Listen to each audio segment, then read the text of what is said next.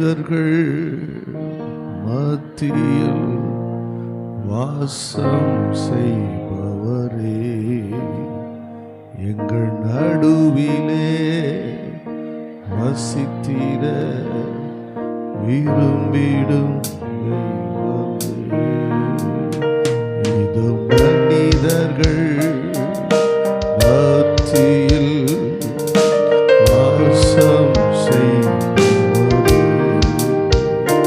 எங்கள் நடுவிலே வசித்திட விரும்பிடும் தெய்வமே. உமக்கு சிங்காசனம் அமைத்திட உம்மை துதிக்கிறோம் இயேசுவே. பரிசுத்த அலங்காரத்துடனே உம்மை தொழுகிறோம் இயேசுவே. உமக்கு சிங்காசனம் அமைத்திட உம்மை துதிக்கின்றோம் இயேசுவே. பரிசுத்த அலங்காரத்துடனே இயேசுவே. எங்கள் மத்தியில் உலாவிடும் என்றும் வாசம் செய்யும். எங்கள் மத்தியில் எல்லாரும் ஏகமாய் சொல்லுங்க பார்க்கலாம். ஓ glory Jesus.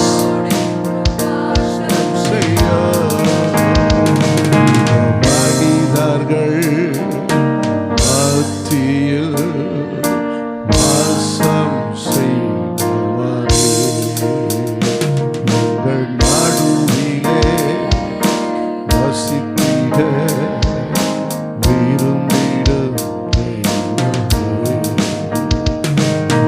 மனிதர்கள் ஏகமாய் கரங்களை உயர்த்தி கரங்களை அசைத்து சொல்லலாமா? விபானந்தரலதியந்தரோ ருத்தரனந்தேரிலஹதரஸ்யா.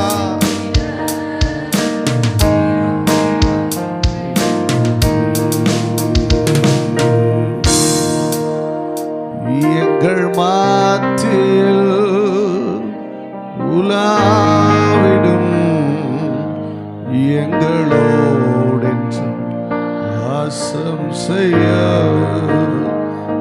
எங்கள் மத்தியில் உலாவிடும் எங்களோடென்றும் வாசம் செய்ய. கபனஸ்யாந்தரோ விதானந்தரா. ஏக சக்கராதிபதியானவரே, எங்கள் நேசரே, உங்க மகிமை கடந்து வரட்டப்பா. உம்முடைய ஜீவன், உம்முடைய ஜீவன், உம்முடைய உயிர் தெழுந்த வல்லமை ஆண்டவரே, உயிரடைய பண்ணுகிற அந்த ஜீவன், பலனடைய பண்ணுகிற அந்த ஜீவன், எனக்கு வழிகாட்டுகிற அந்த ஜீவன், என்னை பற்றி எரிந்து பிரகாசிக்க பண்ணுகிற அந்த ஜீவன், ஓ அற்புத சுகத்தை கொடுக்கிற அந்த ஜீவன் வெளிப்படுவதாக. அந்த ஜீவன் வெளிப்படுவதாக. ஜீவ ஊற்றாய் வெளிப்படுவீராக. ஹல்லேலூயா. இது மனிதர்கள் மத்தியில் வாசம் செய்பவரே, எங்கள் நடுவிலே வசித்திட விரும்பிடும் தெய்வம். உமக்கு சிங்காசனம் அமைத்திட உம்மை துதிக்கின்றோம் இயேசுவே. நிபுலந்தனாசியே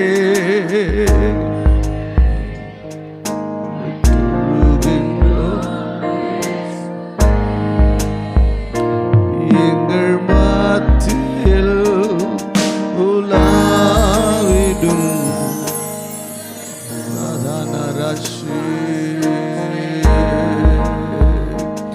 எங்கள் மத்தியில். Oh, we thank you, Lord. Da da da da ra da ta ro do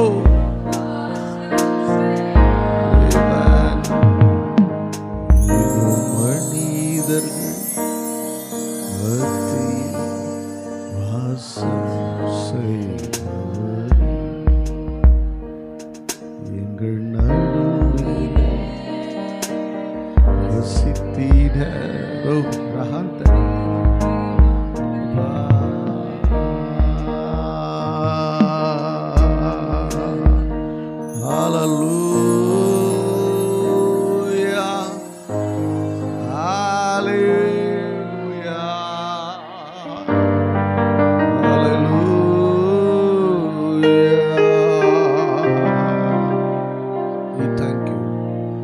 ஓசியாவின் தீர்க்க தரிசன புஸ்தகம் 2ஆம் அதிகாரம் 15ஆம் வசனத்தை நான் வாசிக்கிறேன். அவ்விடத்திலிருந்து அவளுக்கு அவளுடைய திராட்சை தோட்டங்களையும் நம்பிக்கையின் வாசலாக ஆகோரின் பள்ளத்தாக்கையும் கொடுப்பேன். அப்பொழுது அவள் அங்கே தன் இளவயதின் நாட்களில் தான் எகிப்து தேசத்திலிருந்து வந்த நாளிலும் பாடினது போல பாடுவாள். அல்லேலூயா. அவளுக்கு அவளுடைய திராட்சை தோட்டங்களையும் நம்பிக்கையின் வாசலாக ஆகோரின் பள்ளத்தாக்கையும் நான் கொடுப்பேன் என்று கர்த்தர் வாக்கு பண்ணுகிறார். கரங்களை தட்டி தேவனை மையப்படுத்தலாம். எல்லா கரங்களை தட்டி Thank you Jesus. உட்காருவோம்.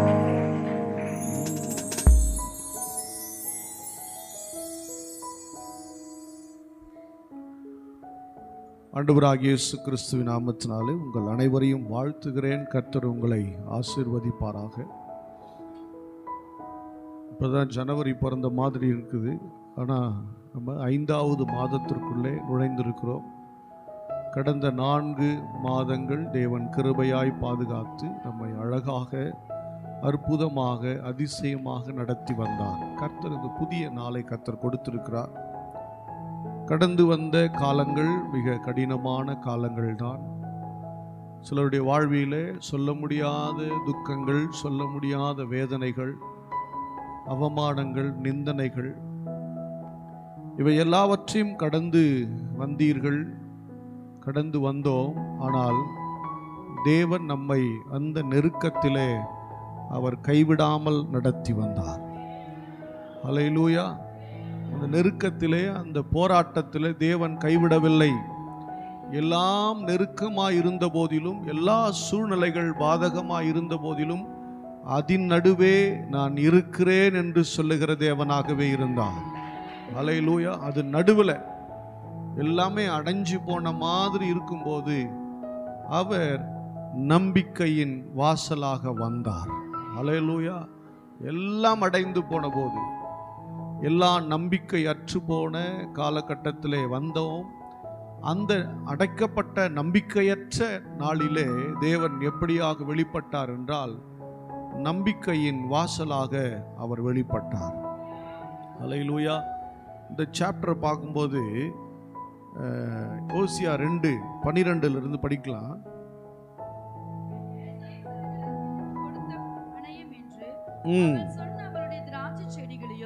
அவளுடைய அத்தி மரங்களையும் நான் பாழாக்கி அவைகளை காடாய் போக பண்ணுவேன்.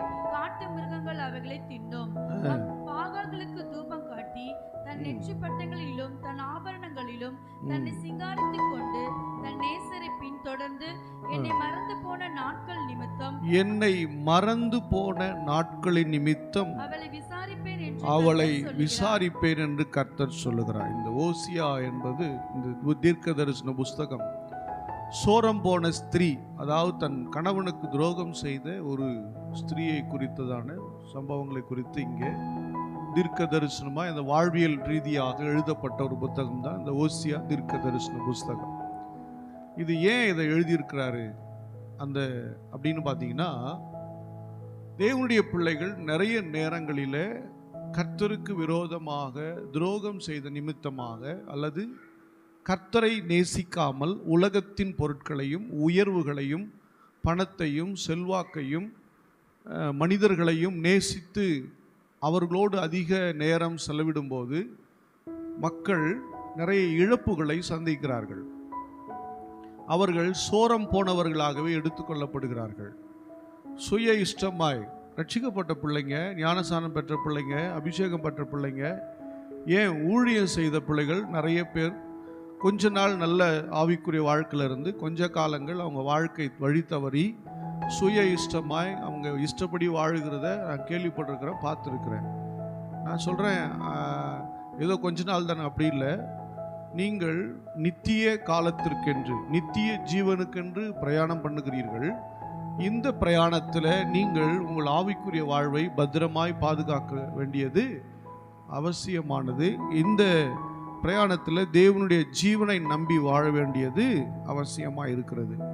அப்போ சோரம் போன ஸ்திரீ வாழ்க்கையில எல்லாவற்றையும் இழந்து, அதாவது நிறைய செல்வாக்குகளை பெற்றாலும் தன்னுடைய தேவனாகிய கர்த்தருடைய அன்பை இழந்தவளாய் அங்கே நிற்கும்போது எல்லாவற்றையும் மறந்து விட்டார். சொல்றார், என்னை மறந்து போன நாட்களின் நிமித்தம் நான் அவளை விசாரிப்பேன் என்று கர்த்தர் சொல்கிறார். எனக்கு அன்பான தேவனுடைய பிள்ளையே, இந்த மே மாதம் 1ஆம் தேதியில கர்த்தர் தேவனை மறந்து போனீர்களே என்று கர்த்தர் பேச ஆரம்பிக்கிறார். தேவ சமூகத்தை அமர மறந்து போனீர்களே, என் சமூகத்தில் என் வார்த்தைகளை தியானிக்க மறந்து போனீர்களே, ஜெபிக்க மறந்து போனீர்களே, என்னோடு உறவாட மறந்து போனீர்களே, சுய இஷ்டமாய் போய்கொண்டே இருந்தீர்களே, சரி செய்து கொள்ளலாம், பார்த்து கொள்ளலாம் என்று சொல்லி பல நாட்கள் அப்படியே ஓடிக்கொண்டே இருந்தீர்களே, நீங்கள் கண்டது என்ன, நீங்கள் ஜெயித்தது என்ன என்று கொஞ்சம் சிந்தித்து பாருங்கள். எல்லாம் இருக்கிற மாதிரியே இருக்கிறது, ஆனால் இருக்க வேண்டிய ஒன்று நம்மிடத்தில் இல்லை. எல்லாம் இருக்கிற மாதிரி இருக்குது, ஆனால் இருக்க வேண்டிய அந்த தெய்வீக சமாதானம் நம்மோடு கூட இல்லை. அந்த தெய்வீக மகிமை நம்மோடு கூட இல்லை. ஆனால் எல்லாம் இருக்கிற மாதிரியே வெளியிருந்து பார்ப்பதற்கு எல்லாம் நலமாகவே தெரிகிறது. எனக்கு அன்பான தேவனுடைய பிள்ளையே, இந்த நாளிலே கர்த்தர் அதை விசாரிப்பேன் என்று கர்த்தர் சொல்லுகிறார். நீ ஏன் என்னுடைய சமூகத்தில் அமரவில்லை? நீ ஏன் என்னுடைய வார்த்தையை தியானிக்கவில்லை? நீ ஏன் என் சத்தத்துக்கு செவி கொடுக்கவில்லை? நீ ஏன் என்னோடு கூட வரவில்லை? நீ ஏன் சுய இஷ்டப்படி ஓடுகிறாய் என்று சொல்லி தேவன் விசாரிக்கிறவராய் இருக்கிறார். சோரம் போய்விட்டோம், பரிசுத்த வாழ்க்கையில் தோற்றுவிட்டோம், ஜெப வாழ்விலே தோற்றுவிட்டோம், ஆசீர்வாதங்களில் தோற்று போட்டோம், எத்தனையோ விஷயத்தில் தோற்று போய்விட்டோம். ஆனால் கர்த்தர் மீண்டும் நம்மை விசாரிக்கிற தேவனாய் இருக்கிறார். நாங்கள் ரட்சிக்கப்பட்ட போது எப்படி ஜெபம் பண்ணுவோம் தெரியுமா? எவ்வளோ விசுவாசமாக இருந்தோம் தெரியுமா? எப்படி ஒரு தெய்வீக அன்பில் இருந்தோம் தெரியுமா? இன்றைக்கி அப்படி வரமாட்டேங்குது, இன்றைக்கி அப்படி நடக்க மாட்டேங்குது. இன்றைக்கி அந்த விசுவாசத்தில் என்னால் நிலைச்சு நிற்க முடியல, அந்த பரிசுத்தத்தில் என்னால் நிற்க முடியலன்னு சொல்கிறீங்களா? தேவனுடைய பிள்ளையே, தேவன் உங்களை விசாரிக்க வல்லவராக இருக்கிறார். ஹல்லேலூயா. அவர் எப்பொழுது விசாரிக்க ஆரம்பிக்கிறாரோ அப்பொழுதே தேவன் எல்லாவற்றையும் மாற்ற வல்லவர். உலகத்தில் சொல்லுவாங்க, பிறக்கிற குழந்தை எல்லா குழந்தையும் கெட்ட குழந்தைங்க இல்லை. அவர்கள் வாழ்நாட்களில் சந்திக்கிற பிரச்சனைகள், வாழ்நாட்களில் சந்திக்கிற சில சூழ்நிலைகள் தான் அவர்கள் நல்லவர்களாகவும் கெட்டவர்களாகவும் மாறுகிறது, உருவாகிறது என்று சொல்லி. ஆனால் இரட்சகரை சந்தித்த பின்பு அப்படி அல்ல. இரட்சகரை சந்தித்த போது நமக்கு ஆலோசனை கிடைக்கிறது, வழி கிடைக்கிறது.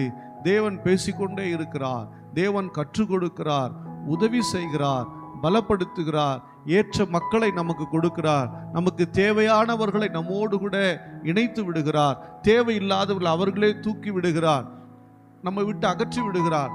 இதையெல்லாம் செய்கிறவராகத்தான் இருக்கிறோம். ஆனால் புரியாமல் நாம ஒரு தாட்டில் போயிட்டே இருக்கிறோம், நாம ஒரு கான்செப்டில் போயிட்டே இருக்கிறோம். நாம சில முடிவுகள் எடுத்து நம்ம சுய இஷ்டப்படி ஓடிக்கொண்டே இருக்கிறபடினாலே நம் வாழ்க்கையில் தேவன் இருந்தும் இல்லாத மாதிரியே தெரியுது. உன் வாழ்க்கையில் கர்த்தர் இல்லைன்னு உன்னால சொல்ல முடியுமா? கொஞ்சம் யோசித்து பார். உன் வாழ்க்கையில் கர்த்தர் இல்லைன்னு சொல்ல முடியுமா?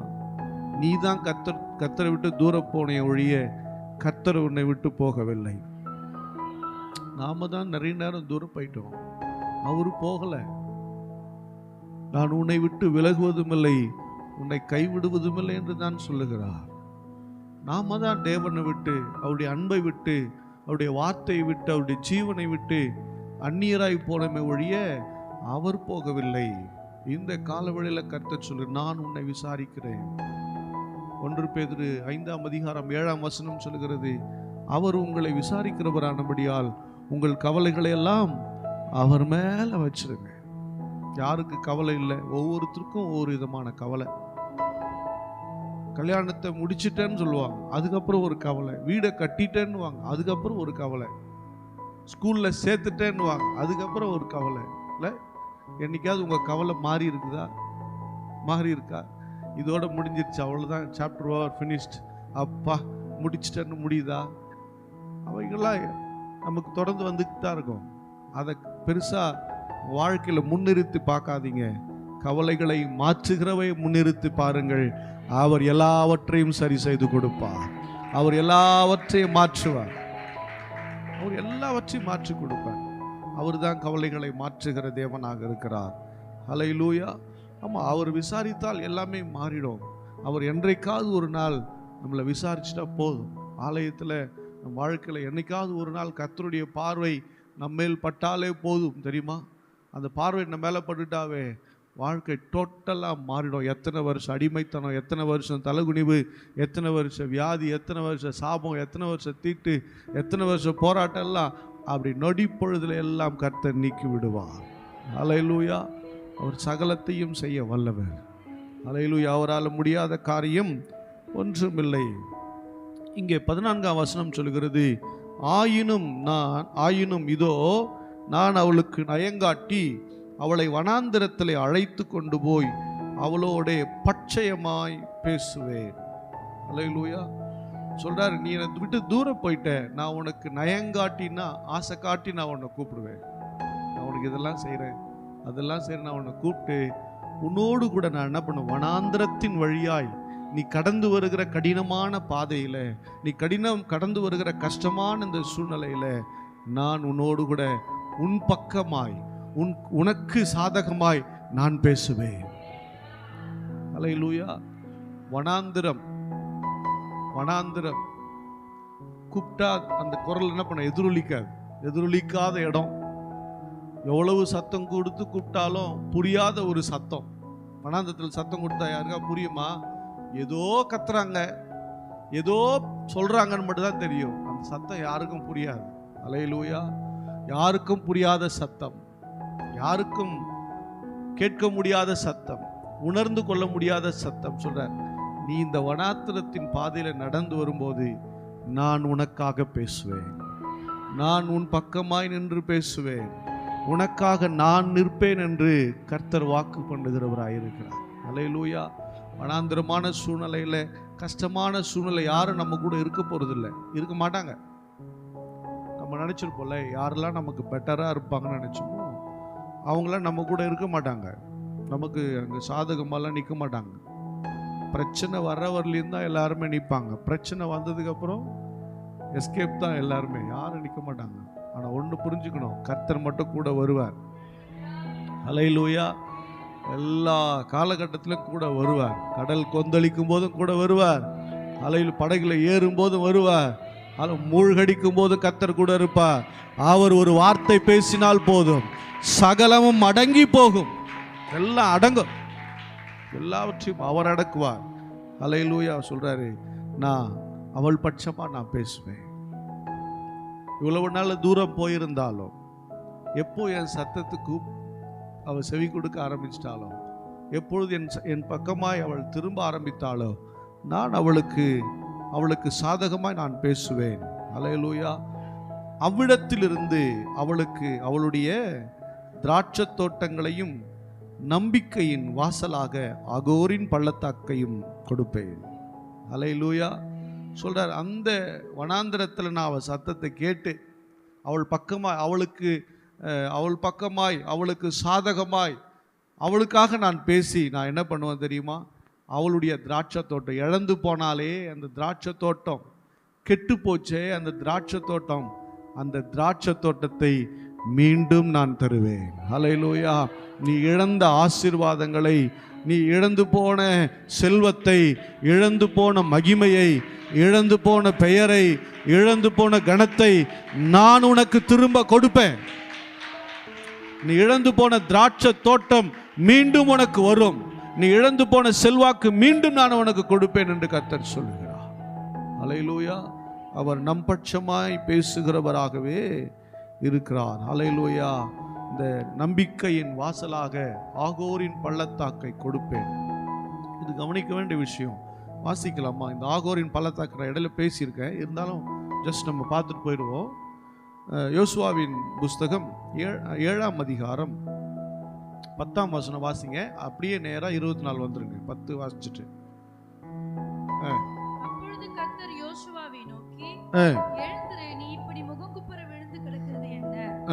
இஸ்ரவேலர் பாவம் செய்தார்கள், நான் அவர்களுக்கு கட்டளையிட்ட என் உடன்படிக்கையை மீறினார்கள், சாபத்தீடானதை எடுத்துக்கொண்டதும் களவு செய்ததும் வஞ்சித்ததும் தங்கள் பண்டம்பாடிகளுக்குள்ளே வைத்தது உண்டேன்னு சொல்ற. 24 வாங்க அப்படியே.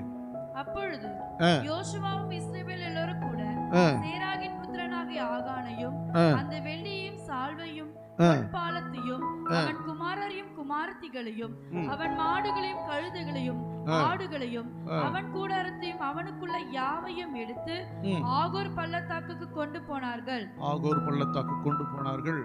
அங்கே யோசுவா, நீ எங்களை கலங்க பண்ணினது என்ன? இன்று கர்த்தர் உன்னை கலங்க பண்ணுவார் என்றான்.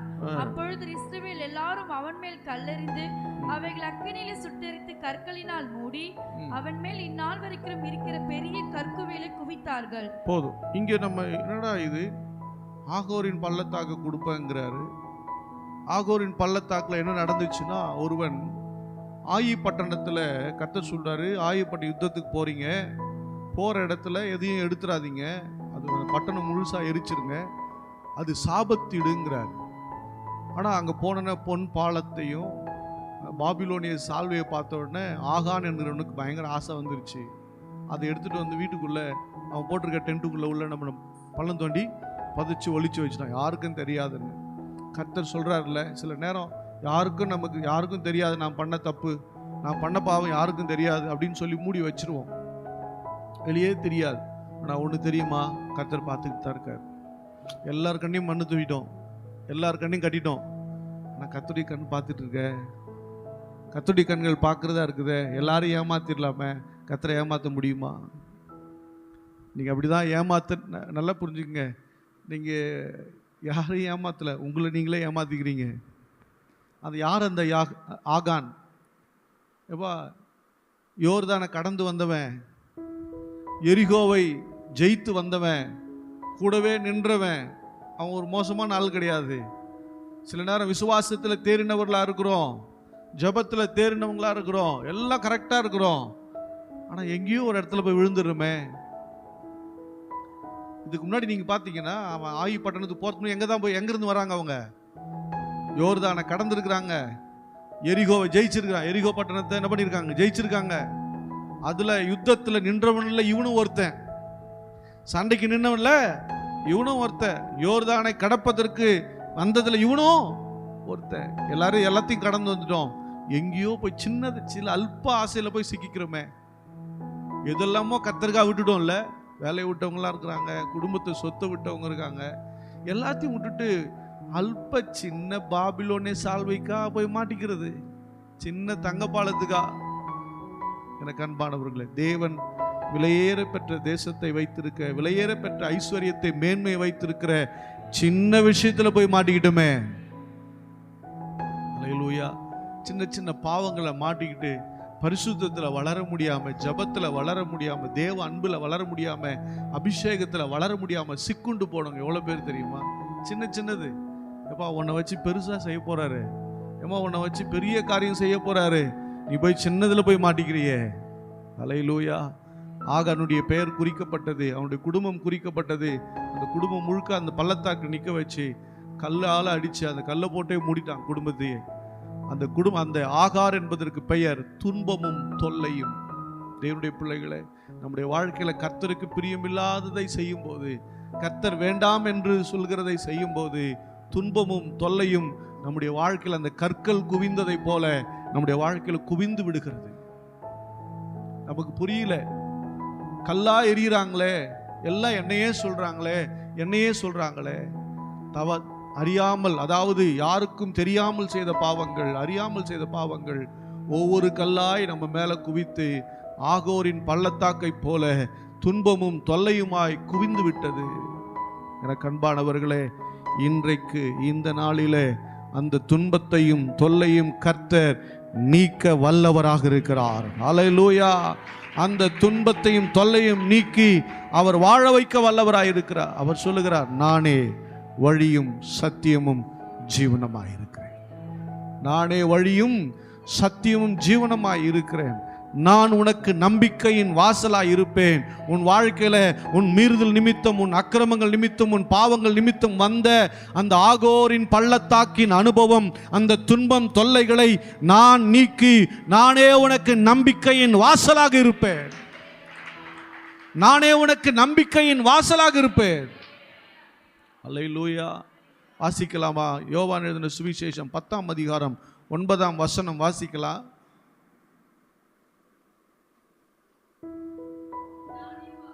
நானே வாசல், என் வழியாய் ஒருவன் உட்பிரவேசித்தால் அவன் ரட்சிக்கப்படுவான். அவன் உள்ளும் புறம்பும் சென்று மேய்ச்சலை கண்டடைவான். நானே வாசல். நான் தான் உனக்கு வாசல். நீ துன்பம் தொல்லையில நிரம்பி இருக்கிறியா? துன்பம் தொல்லை என்கிற கற்கள் உன் மேல வந்து குவிஞ்சு குவிஞ்சு உன் குடும்பமே மூடப்பட்டு விட்டதா? உன் குடும்பமே அழிந்து போனதா? அழிகிற தருவாயில நீ வந்துட்டியா? இந்த நாளிலே நான் உனக்கு வாசலா இருக்கிறேன் என்பதை புரிந்து கொள். நான் உனக்கு வாசல். நானே வழியும் சத்தியமும் ஜீவனுமாய் இருக்கிறேன். நீ வா, என் வழியா வா. நீ ரட்சிக்கப்படுவாய். ரட்சிக்கப்படுன காப்பாற்றப்படுவாய். நீ வா, அந்த துன்பம் தொல்லைகளிலிருந்து நீ காப்பாற்றப்படுவாய். நான் உன்னை காப்பாற்றி நீ என் வழியா நீ வந்துட்டீன்னா உள்ளம் புறமும் இருக்கிற எல்லா செல்வத்தையும், எல்லா சந்தோஷத்தையும், எல்லா சமாதானத்தையும், எல்லா ஐஸ்வர்யத்தையும் நான் உனக்கு கொடுப்பேன். விசுவாசிக்கிறவர்கள் எல்லோரும் கரங்களை தட்டி தேவனை மகிமைப்படுத்தணும். இந்த காலவேளையில கர்த்தர் உன் துன்பம் தொல்லைகளை எல்லாம் நீக்கி ஆண்டவர் ஐஸ்வர்யத்தையும் சம்பத்தையும் கொடுக்க வல்லவராக இருக்கிறார். ஹல்லேலூயா. விசுவாசிக்கிறவர்கள் அதை பெற்றுக்கொள்ளுகிறார்கள். அவர் மட்டும்தான் அங்கே இளைப்பாறுதலை கொடுக்க முடியும், வேற யாரும் கொடுக்க முடியாது. ஹல்லேலூயா. ஆமா, அந்த 15ஆம் வசனத்தின் பின்பகுதியை படிக்கலாம். அப்பொழுது அவள் அங்கே தன் இளம் வயதின் நாட்களிலும் தான் எகிப்து தேசத்திலிருந்து வந்த நாளிலும் பாடினது போல பாடுவாள். ஹல்லேலூயா. ஆமா, அவர் சொல்றார் பாருங்க, அவ நான் எல்லாத்தையும் கொடுத்ததுக்கு அப்புறம் எப்படி இருப்பேன், அன்னைக்கு ஆரம்பத்தில் எப்படி ஒரு விசுவாசம் இருந்துச்சு, அன்னைக்கு ஆரம்பத்தில் எப்படி பாடி துதிச்சுட்டு இருந்தா, அதே மாதிரி அவ பாடி துதித்து கொண்டு வருவாள். ஹல்லேலூயா. வாலிப வயசுல எப்படி பாடி அந்த ரட்சிக்கப்பட்ட புதுதில் இருந்த அந்த ஆரம்ப அன்பு, அந்த ஆதி அன்பு எப்படி இருந்ததோ அப்படி பாடி துதிச்சுட்டு வருவாங்க. ரட்சிக்கப்பட்ட புதுசுல பாடுவாங்க, வசனம் சொல்லுவாங்க, ஆராதிச்சுட்டே இருப்பாங்க. ஆனால் கொஞ்ச நாள் போன உடனே சின்ன சின்ன பாவங்களை விழுந்து எழுந்திரிச்சு வரும்போது கொஞ்சம் கொஞ்சம் பாட்டு போயிடும். பாட்டு வராது, ஜபம் வராது. அதே அந்த ஆவிக்குரிய விஷயமெல்லாம் ஒரு அந்நியமாகவே தெரியும். அது வரவே வராது. பாருங்களேன், திடீர்னு உட்காந்து யோசிச்சு பாருங்களேன், அன்றைக்கெல்லாம் எப்படி பாடும், இன்னைக்கு வரவே மாட்டேங்குது அந்த பாட்டுலாம். ஏன் வரல அப்படின்னா, நீங்கள் கொஞ்சம் தூரம் போயிட்டீங்க. மீண்டும் கர்த்தரை தேடுவதற்கு உங்கள் மனதை திருப்புங்கள். தேவன் உங்களை மீண்டும் அன்றைக்கு எப்படி மகிழ்ச்சியோடு ஆலயத்துக்கு வரணும்னா சந்தோஷமா வந்தீங்களோ, ஆலயத்துக்கு வரணும்னா தூக்கமே வராம எழுந்து கிளம்பி அவசர அவசரமா வந்தீங்களோ, அதே போல கர்த்தர் வர செய்வார். ஹல்லேலூயா. ஆமா, ஏன் நமக்கு அது மாதிரி தோணலை அப்படின்னா, ஆலய ஆராதனைலாம் அசட்டையா இருக்குன்னா தூரம் போயிட்டோன்னு அர்த்தம். ஹல்லேலூயா. அந்த வாஞ்சை உருவாகுதுன்னா நமக்குள்ள மீண்டும் தேவன் அந்த வாஞ்சையை போட்டிருக்கிறாருன்னு அர்த்தம். வாசிக்கலாம். ஏசாயாவின் தீர்க்க தரிசன புஸ்தகம் 65:10.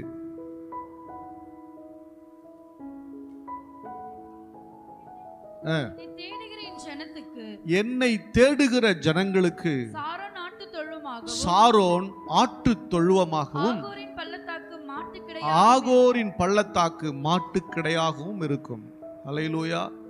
என்னை தேடுகிற ஜனங்களுக்கு நான் சொல்றாரு, என்னை தேடி வர ஜனங்களுக்கு நான் எப்படி தெரியுமா இருப்பேன்? சாரோன் பள்ளத்தாக்கா, சாரோன் ஆட்டு தொழுவமாக. சாரோன் அப்படின்னா செழிப்பு அப்படின்னு அர்த்தம். என்ன சொல்ற, செழிப்பு, வளமிக்க இடம்னு அர்த்தம். அப்போ நீங்க தேவனை தேடுகிற உங்களுக்கு அவர் எப்படி இருப்பார்னா செழிப்பாக தான் இருப்பார். நீங்க குறைந்து போக மாட்டீங்க. சொல்லுங்க, பக்கத்துல இருந்து சொல்லுங்க, பார்த்து திரும்பி பார்த்து சொல்லுங்க, இந்த கால வேளையில கர்த்தரை தேடி வந்திருக்கிறீங்க, கர்த்தர் உங்களுக்கு செழிப்பாக தான் இருப்பார். கர்த்தர் உங்களுக்கு வளமிக்க தோட்டத்தை போல தான் இருப்பார். ஹல்லேலூயா. ஆமா, ஷாரோன் அப்படிதான் இருக்குது. என்னை தேடுகிற ஜனங்களுக்கு நான் எப்படி இருப்பேன்? செழிப்பாக இருப்பேன். ஆமா, அங்க ஆட்டு தொழுவம் இருக்கும், ஆடுகள் பெருகும், மந்தை பெருகிறதை போல பெருக்கமாகவே இருக்கும் உங்க வாழ்க்கையில. கர்த்தர் மக்களை பெருக பண்ணுவார். உங்கள் வாழ்க்கையில் ஐஸ்வர்யத்தையும் சம்பத்தையும் கர்த்தர் பெருக பண்ணுவார். அவர் சொல்ற ஆகோரின் பள்ளத்தாக்கு எப்படி தெரியுமா இருக்கும்? அது மாட்டு கிடாவாக இருக்குமா. அல்லேலூயா. மாட்டுக்கிடைனா இப்போ இது ஆட்டு தொழுவது மாதிரி மாடு கட்டுற இடமா, அப்படி ஒரு செழிப்புள்ள இடமா மாறிடும். அல்லேலூயா. அன்னைக்கு அதுதான் பெரிய சொத்து இல்லை. அன்னைக்கு குடும்பங்களில் ஆடு மாடு தான் பெரிய சொத்து அவங்களுக்கு. அப்படி அவங்க இடத்த மாற்றுவேன் அப்படின்றார். அப்போ தேவனுடைய பிள்ளையை தேவனை தேடி பின்பற்றி அவர் வழியாய் வரும்போது அவர் உங்களுக்கும் எனக்கும் நம்பிக்கையின் வாசலாக இருப்பார். அவர் உங்கள் வாழ்க்கை சாரோனை போலவும் அவர் ஆகோரின் பள்ளத்தாக்கை போலவும் கர்த்தர் உங்கள் வாழ்க்கையை மாற்றுவார். ஹல்லேலூயா, ஹல்லேலூயா. ஆமாம், நாம் எல்லாரும் கண்களை மூடி கர்த்தரை நோக்கி பார்க்கலாம். எழுந்து நின்று கர்த்தரை நோக்கி பார்க்கலாம். மத்தேயு எழுதின சுவிசேஷம் 11ஆம் அதிகாரம் 28ஆம் வசனத்தை வாசிக்கலாம். அப்படி எழுந்து நிற்கலாம். Praise God. Hallelujah. வருத்தப்பட்டு பாரம் சுமக்கிறவர்களே, நீங்கள் எல்லாரும் என்னண்டைக்கு வாருங்கள், நான் உங்களுக்கு இளைப்பாறுதல் தருவேன். ஹல்லேலூயா. நான் உங்களுக்கு இளைப்பாறுதலை கொடுக்க விரும்புகிறேன். உங்கள் பாரங்கள்லாம் என் மேலே வச்சுருங்க. ஹல்லேலூயா. உங்கள் பாரத்தெல்லாம் என் மேலே வைங்க. நீங்கள் கடந்து வந்த பாதைகள் போதும், கடந்து வந்த கஷ்டங்கள் போதும். இந்த வனாந்தரத்தில் நான் கூப்பிடுற சத்தத்துக்கு, என் சத்தத்தை கேட்கறதுக்கு யாரும் இல்லை, எனக்கு பதில் சொல்கிறதுக்கு யாரும் இல்லை. நான் கூப்பிட்டுலாம் கேட்டுருமா, நான் கூப்பிட்டு பார்த்தேன், எங்கேயும் கேட்குற மாதிரி தெரியல. தேவனுடைய பிள்ளைய நீ கூப்பிடுறதுக்கு முன்னாடியே உன்னை பற்றி அவருக்கு தெரியும்.